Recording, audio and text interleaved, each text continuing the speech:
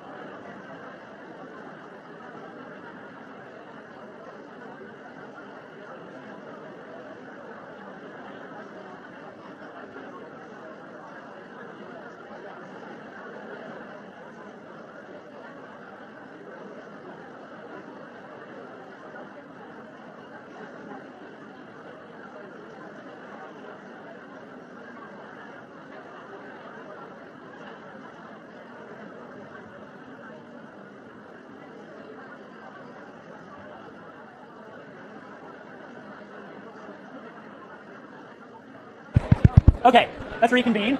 Hopefully you've had time to retrieve some of those thoughts that I hope that you I hope you discovered that I was at least partially correct, that the answers are in there somewhere.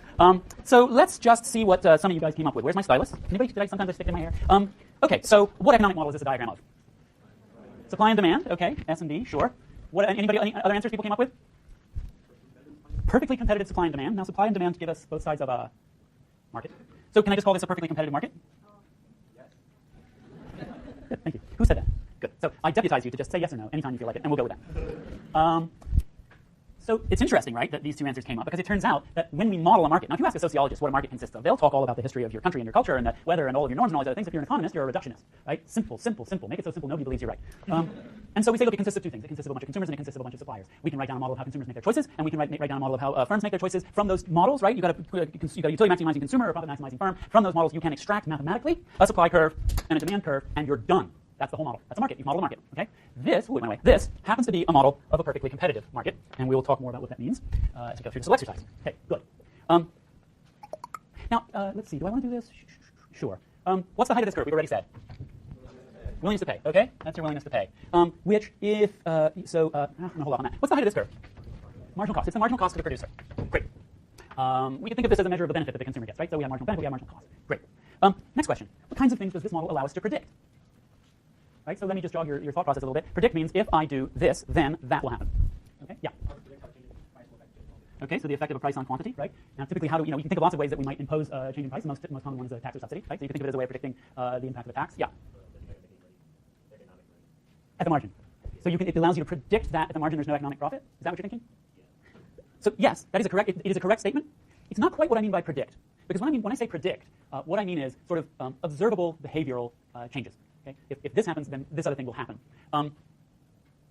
The question of whether or not you're going to make a rent or produce a surplus or profit is more on the normative side, right? This allows us to say something about the value to you of entering into the market, for example. It's a little bit fuzzy, but I'm going to call that normative, and but it's a correct statement. Yeah. You also can determine the basic elasticities. You can determine the surplus loss by putting that. But again, once we get into surplus, we're talking about value, which is not prediction. Right? To say I can predict the change in value presupposes that we agree that I'm right about the value, okay? Which is not universally agreed upon. Are there any sociologists in the room? And you're brave to admit it. It's sort of a little bit like the plain-bellied speeches and the star-bellied speeches, between economists and sociologists. Deep inside, we're all human. But you probably have been taught to think very differently than this, which is worthy, and you bring a valuable contribution. Predictions. How changes in quantity of demand or supply will affect the price? Aha. So how changes in demand, or supply. So the example I have on my notes is, suppose that Clinton finally gets around to approving the XL Keystone pipeline, right, or whatever that thing called. And so then we would think that the supply of oil, that what people think is that then that would expand the supply, it would push out the supply of oil to somebody. And then, what will that do to prices, right? And then if those prices change, what will that do to, say, demand for natural gas, right? That's the kind of thing you have in mind? Right. One more. Yes. Yes, you who are looking away from me. You were about to raise your hand, weren't you? No, right? Anyway, I meant you, but weren't you starting to raise your hand? Do you have an answer? Oh, all right. So your group's answer's out there already. Go ahead. All right. I'll let you get away with this one time. Anybody else? Prediction? What else can we predict? Yeah. Effect on social welfare. I'm going to take that as the first answer to the next question. Okay. Okay. So demand shifts on, or supply shifts on, sort of price, etc. Can go on the list as well. Okay. What does it tell us about what's good or bad for society? So now say what you were just saying. Right. So will you believe me if I tell you that that is not a matter of prediction, but rather a matter of evaluation? So suppose, for example, that instead of the XL pipeline, what happens to the supply of oil is that there's a massive world war. I think that's funny, but if you do, you're not Vladimir Putin. Right? So Ukraine's actually quite close to a lot of oil. Suppose there's a serious war, and a whole bunch of oil just goes away. If you've seen pictures of the first Gulf War, you've seen oil disappearing into the sky as a result of war. Okay? This is going to be a bad thing for society, yes? How do we know? Because we can use this model, right? We can sort of say what happens if some supply shifts way in, and what you're going to see is, all right, here, right? That was the price before. This will be the price after. So we had this huge, lovely triangle of social surplus. That was great, and like this whole chunk of it just disappeared into the atmosphere. Okay, value destroyed. It's not a prediction. It's a statement about what's good or bad. Now, if you're not an economist, or you're an economist who happens to be not being an economist at the moment, and let's say you're Vladimir Putin. Okay, now he might consider this a fabulous thing, right? Because for the purposes of his domestic politics, his approval ratings can go way up if he starts a huge war, even if he destroys half the world's reserves of oil, right? If in the process he takes over eastern Ukraine, this is going to be seen as a very good thing by a lot of Russian-speaking Ukrainians, right? But economists impose, with our models, a particular definition of value, and we say it's a bad thing. Okay? So there are huge normative assumptions built into our models, and we use them for normative purposes to be able to assign value to things. Now, once you've bought into that way of measuring value, then yes, you get to predict what's going to be good or bad. And in that way, you can call that prediction. But what I mean by prediction is predicting actual observable outcomes. Okay? So, the other thing, very importantly, and this is probably, this is, when you were taught this is the thing that the instructor wanted you to remember, whether you did or not, is that under the assumptions of the perfectly competitive market, this equilibrium point, right, Q star, P star, is in fact what's best for society, right? Holding everything constant, including war. What this says is, this is the equilibrium. It's the point at which the marginal benefit to a consumer of the next unit produced is exactly equal to the marginal cost to the producer of the next unit. And if the benefit to the consumer is the entire benefit to society, right, no externalities, whatever else, and the same on the producer side, then that's a way of saying that last unit was the last unit for which the value to society exceeded the cost. And that's the best place to be. We produce every unit of whatever this good is for which the benefit outweighs the cost. Bon. Good stuff. We like this. Don't intervene in the market. Right? Let the market prevail. Laissez-faire. Laissez le bon temps rouler. This is the way to go. Take your nasty government mitts off the market. This is an extremely powerful normative statement. Right? This is a very powerful normative statement about what is good for society. And this model proves it. Right? Right? I mean, how could you agree with me, right? It's obvious. I mean, what fool sociologist could possibly gainsay this conclusion? We know it's not right. So how do we get at that? Let's talk about what some of the assumptions of this model are. What did you guys come up with? What are some of the assumptions? Yeah. Perfect information. Great. Which means what? Right. So, for example, if you sell them a box of Belgian chocolates, we assume that they know whether or not it contains some kind of carcinogen, right? And also that they have the same information as producers, right? So if I'm a producer that happens to have slipped melamine into your milk, which happened several years ago, was it milk or flour? Melamine is what plastic plates are made out of, and it happens to look a lot like powdered milk, and the consumer doesn't know that, then that's a violation of perfect information. And then in that case, this model doesn't hold. Other assumptions? Yeah. That the constant over different quantities or constant over time? Well, so we see marginal costs going up with quantity, right, and willingness to pay going down with demand. So we're not assuming that they're constant. We're assuming that the relationship between willingness to pay and quantity is constant, holding all else equal, which we'll come back to in a moment. Yes? Rationality. I was hoping that would be the next one out, but that's a good one. So consumer rationality, is that what you had in mind? Consumer rationality. Now, what does consumer rationality get us? Rationality. Don't try to write when you're talking, unless the thing you're saying is the letters of the word. Consumer rationality, so in other words, the thing we were just talking about a minute ago, that you have a rank ordering of preferences that allows us to place the correct dollar valuation on how much a good is worth to you. Okay? Rather than poking into that right now, I'll come back to that in the next slide. That's a very important one. Let's get a few others. No externalities. Okay? Quickly define externality.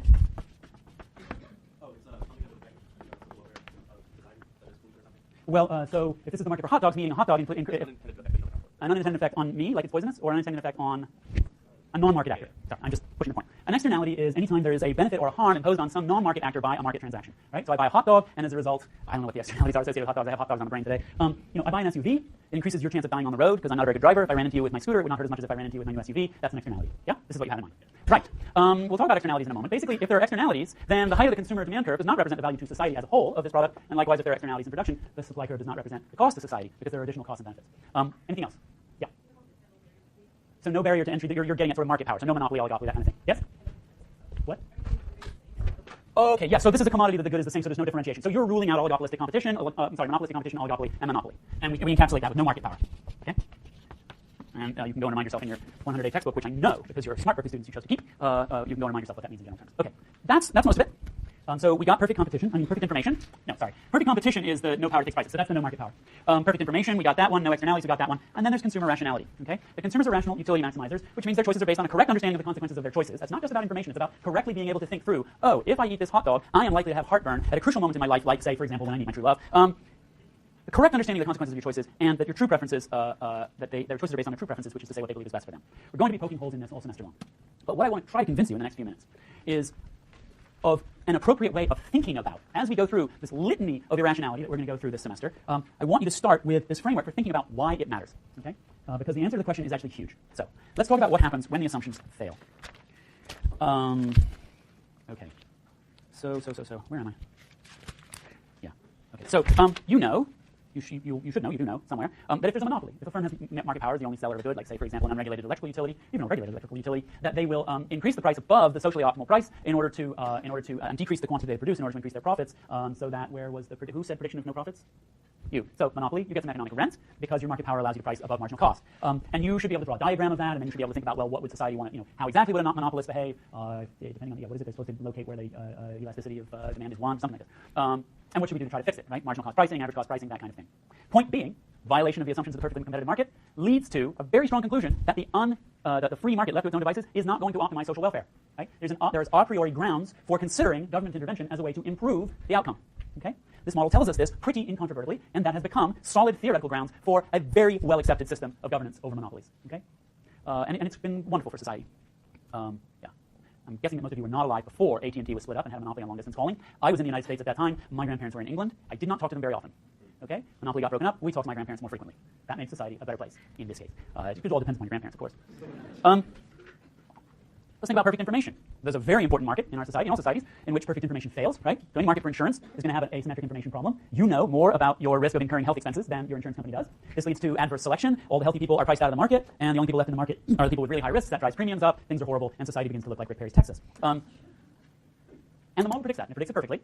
And if you're Mitt Romney and you happen to be the governor of Massachusetts, you turn to an economist and you say, use your theory to fix this problem, right? And you come up with a system that should have been known as Romneycare, because that's what Romney did in Massachusetts. He fixed the adverse selection problem using the prescriptions generated by this model of economics. And then when somebody else came along and happened to get elected president, did the exact same thing. They changed the name to Obamacare, and all of a sudden it became a bad thing. But that's public policy that used to be recognized as good because it fixes a known market imperfection. Turns out, I'll let you in on a secret, it's still good public policy because it still fixes a known market imperfection. Okay, let's think about externalities. Whoops, where am I? Externalities only because it's the easiest one for me to model graphically. Okay, so I'll just use pollution. It's usually where we start with teaching externalities. We burn coal for electricity. This creates pollution. It destroys the world. And so what that means is that the actual marginal cost to society, the social marginal cost of producing electricity, is higher than the marginal cost to the firm. Okay, what that means, right? The optimal place for society to locate on this axis is actually here. Star is the market outcome. Opt is where we would like to be because this is the point where social marginal benefit is equal to social marginal cost. But we don't wind up there in a free market. We wind up with too much production of electricity, and we wind up with deadweight loss. Right? We wind up with this horrible, deadly triangle. It's like the Bermuda Triangle of imperfect markets. And what do? Well, we either tax electricity, or we tax coal, or we tax carbon, or we create a system of pollution permits, cap and trade, all of which is now understood to be bad. It isn't bad, it's very good. It's excellent public policy. If you doubt that, go and Google acid rain and look at what was happening in the 1980s.